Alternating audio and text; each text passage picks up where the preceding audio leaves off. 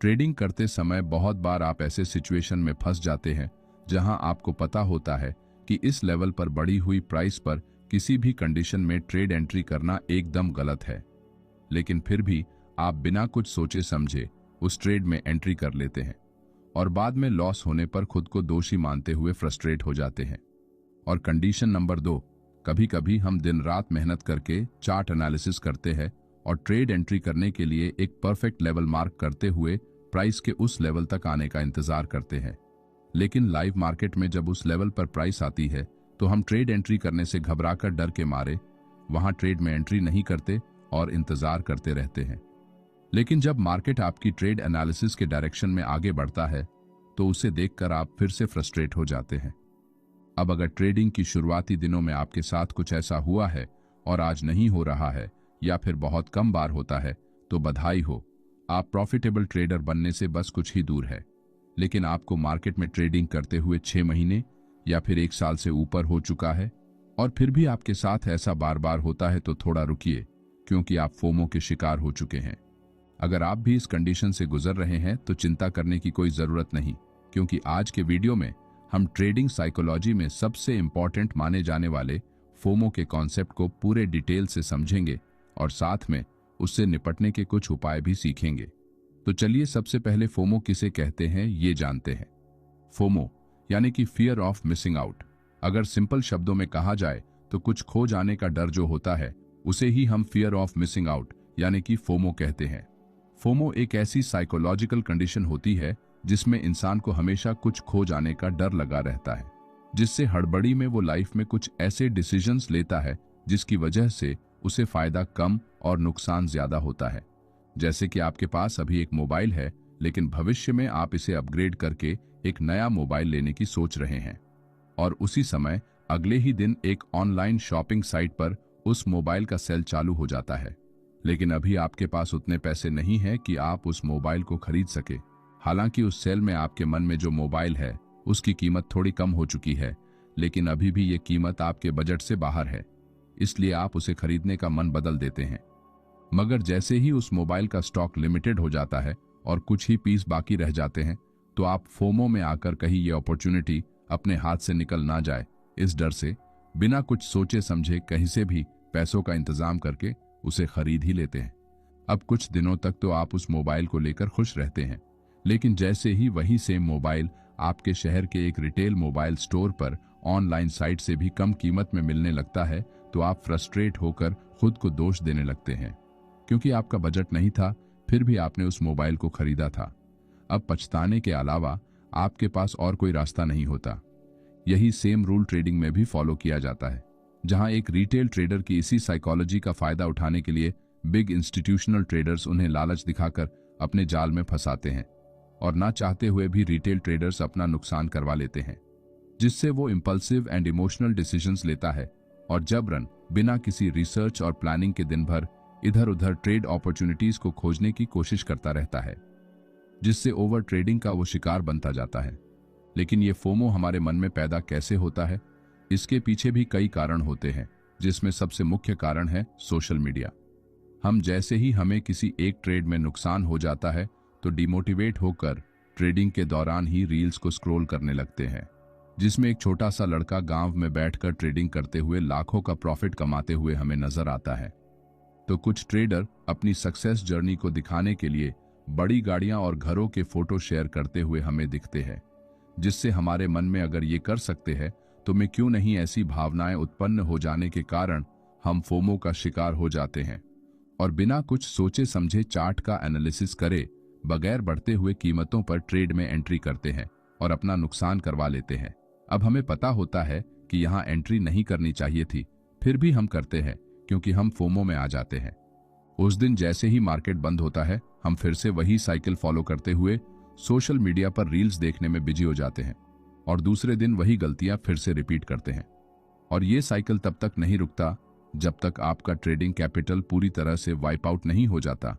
अगर आप मेरी बातों से सहमत है और आपके साथ भी ऐसा हो रहा है या फिर हुआ है तो कमेंट में जरूर बताएं। अगर आप अभी इस कंडीशन से गुजर रहे हैं तो आप अभी फोमो की पहली स्टेज में है, क्योंकि अभी तक आपके मन में सिर्फ कुछ खो जाने का या फिर आपके हाथ से कुछ छूट जाने का डर बना हुआ है।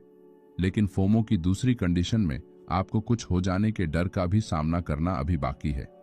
चलिए अब इस दूसरी कंडीशन को डिटेल से समझते हैं। YouTube पर आपने अभी तक फोमो की जितनी भी वीडियोस देखी है, उसमें आपको फोमो की एक ही कंडीशन या सिर्फ पहले स्टेज के बारे में ही बताया गया है, जिसे हम फियर ऑफ मिसिंग आउट कहते हैं। लेकिन जब कोई इस स्टेज को पार कर लेता है तो वो फोमो की दूसरी स्टेज में एंटर हो जाता है, जिसे हम फियर ऑफ समथिंग हैपनिंग यानी कि कुछ हो जाने का डर कहते हैं, जिसमें आप बिना कुछ कारण के डर में जीते हैं। जैसे कि इस चार्ट में प्राइस लगातार नीचे गिरने के बाद एक लेवल पर नीचे से सपोर्ट लेकर ऊपर निकलते हुए अपने प्रीवियस लोअर स्विंग हाई को ब्रेक करने की कोशिश करती है, जिससे चार्ट पर एक ट्रेंड लाइन ब्रेकआउट क्रिएट होने की संभावना बढ़ जाती है। अब यहां आप रिवर्सल ट्रेड का एनालिसिस करते हुए अगर कोई स्ट्रॉन्ग ग्रीन कैंडल इस ट्रेंड लाइन के ऊपर क्लोज होती है तो यहां ब्रेकआउट कैंडल के पास एंट्री करने का मन बना लेते हैं।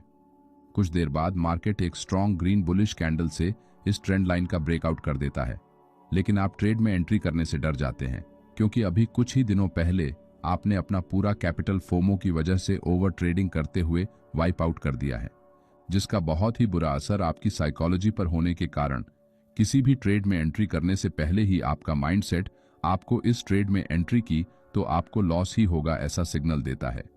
जिससे आपका एनालिसिस सही होने के बावजूद आप उस ट्रेड में एंट्री करने से डर जाते हैं और मार्केट को आपके एनालिसिस के अनुसार ऊपर बढ़ते हुए सिर्फ देखते रह जाते हैं। आपके मन में बनने वाले इसी डर को फोमो की दूसरी स्टेज कहा जाता है,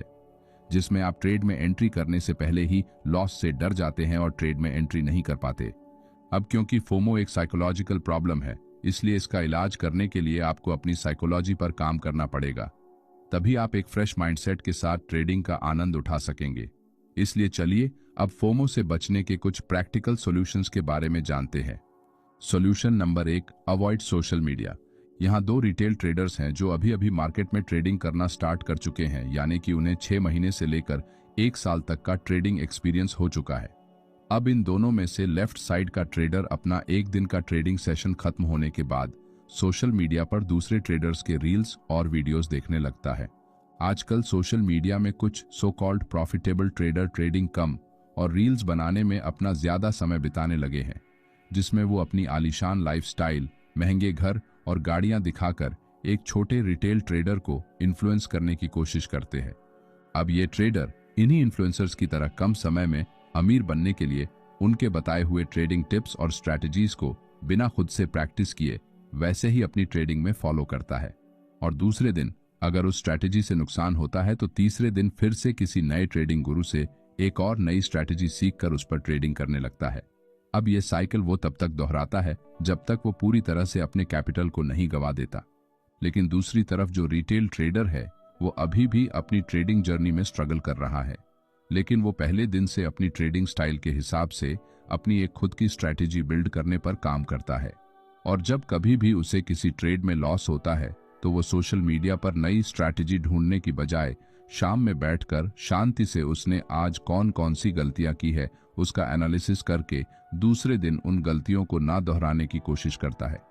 जिससे धीरे धीरे उसकी एक स्ट्रैटेजी बिल्ड हो जाती है, जिसका पॉजिटिव असर उसकी साइकोलॉजी पर होने से उसका माइंडसेट स्ट्रांग हो जाता है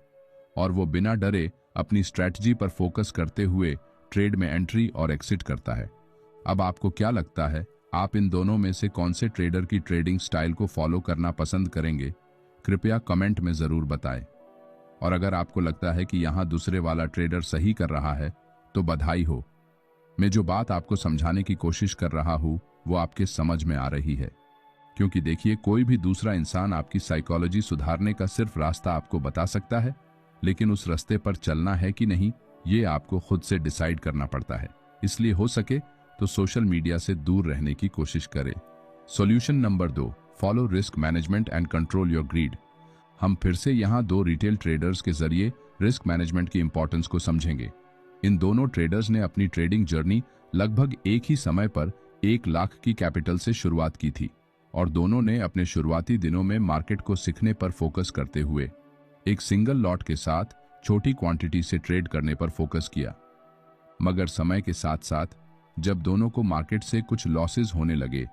तो पहले ट्रेडर ने मार्केट से लॉसेस को रिकवर करने के लिए रिवेंज ट्रेडिंग का सहारा लिया,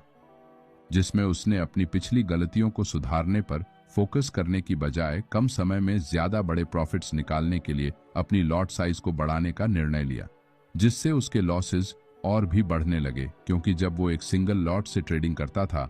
तो वो ज्यादा समय तक अपने ट्रेड को होल्ड करके रखता था। मगर जैसे ही उसने अपना लॉट साइज बढ़ाया तो उसका माइंडसेट स्क्रीन पर छोटे प्रॉफिट को देखते ही उसे उस पोजीशन से बाहर निकालने पर मजबूर करने लगा, जिसका असर उसकी साइकोलॉजी पर होने की वजह से उसका रिस्क मैनेजमेंट पूरी तरह से हिल गया था, जिस कारण बहुत जल्दी उसका कैपिटल वाइप आउट हो गया। लेकिन वही दूसरे ट्रेडर ने अपने पिछले दिन के ट्रेड्स को रोज मार्केट बंद होने के बाद शाम में बैठकर एनालिसिस किया तो उसे पता लगा कि उसने आज क्या गलती की थी। इसे सुधारने के लिए उसने दूसरे दिन उस गलती को न दोहराने का फैसला किया और उसी के आधार पर अपनी खुद की एक स्ट्रैटेजी बिल्ड करते हुए रोज उसे सुधारने पर फोकस करने लगा, जिसका पॉजिटिव असर उसकी साइकोलॉजी पर होने की वजह से उसका माइंडसेट भी पहले के मुकाबले ज्यादा स्ट्रांग हो गया, जिससे उसका रिस्क मैनेजमेंट अच्छा होने की वजह से वो धीरे धीरे अपनी लॉट साइज को बढ़ाने में कामयाब हो गया। अब आपको क्या लगता है कि इन दोनों में से कौन से ट्रेडर की भविष्य में प्रॉफिटेबल बनने की संभावना सबसे अधिक है, और आप अभी इनमें से किसके ट्रेडिंग स्टाइल को फॉलो कर रहे हैं? कृपया कमेंट में जरूर बताएं। चलिए अब अगले कुछ सॉल्यूशंस के बारे में जानते हैं। Solution number 3, follow your trading plan. अगर आपके पास एक क्लियर और वेल डिफाइंड ट्रेडिंग प्लान है तो उसे रोज फॉलो करने की कोशिश करें, जिससे आप इमोशनल डिसीजन मेकिंग से दूर रहेंगे। Solution number 4, focus on long term goals. देखिए, ट्रेडिंग में आपको लॉन्ग टर्म गोल्स पर अपना फोकस बनाना पड़ेगा और शॉर्ट टर्म पीरियड में आने वाले प्रॉफिट से अपना ध्यान खुद की बनाई हुई स्ट्रैटेजी से हटने नहीं देना है।